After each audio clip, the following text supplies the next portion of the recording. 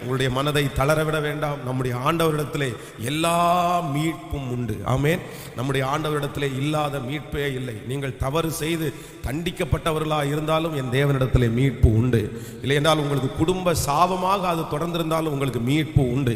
அது உங்களாகவே வந்திருந்தாலும் அதற்கு மீட்பு உண்டு. நம்முடைய ஆண்டவர் நம்மை மீட்கிற கர்த்தர். ஆமென்.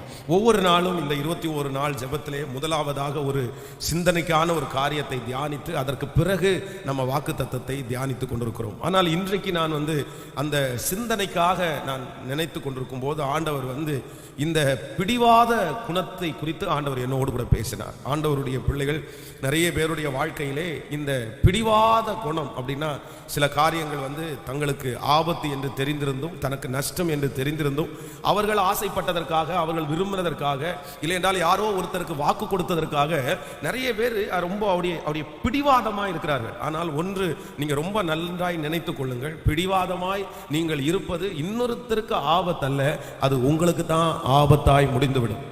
ஆண்டவர் எந்த இருதயத்தை கர்த்தர் புறக்கணியார் என்றால் வேதம் சொல்கிறது, தேவனே நறுங்குண்டதும் நொறுங்குண்டதுமான இருதயத்தை புறக்கணீர். சிலருடைய கேரக்டர் ஒரு காரியத்தை குறித்து அவங்க பிடிவாதம் பிடிச்சிட்டாங்க அப்படின்னு சொன்னா அவ்வளவுதான், அவங்க அதிலிருந்து மாறவே மாட்டாங்க. 4 நாள் சாப்பிடாம கூட இருந்துருவாங்க. அவங்க பேசாம இருக்கணும்னா அவங்க பேசாம இருந்துருவாங்க. அவ்வளவுதான். அந்த இடத்துக்கு போக மாட்டேன்னா அவங்க போக மாட்டாங்க. அந்த பிடிவாத குணம், இது எனக்கு வேணும் அப்படின்னா கண்டிப்பாக வேண்டும் அப்படின்னு நிற்பாங்க. ஆனால் ஒன்று நீங்கள் நினைத்துக் கொள்ளுங்கள், ஆண்டவருடைய பிள்ளைகளுக்கு கண்டிப்பாக அந்த குணம் இருக்கவே கூடாது. ஒருவேளை இந்த ஜெபத்தில் இருக்கிறவர்கள் எங்க அம்மா மாதிரி நான் ரொம்ப பிடிவாத குணம் பாஸ்டர், இல்லைன்னா எங்க அப்பா மாதிரி ஒரு பிடிவாத குணம் அப்படின்னு நீங்க இருப்பீர்களே, ஆனால் இன்றைக்கு இந்த 8வது நாள் ஜெபத்திலே தயவு செய்து உங்களை முழுவதுமாக நீங்கள் ஒப்பு கொடுங்க கர்த்தர் சமூகத்திலே.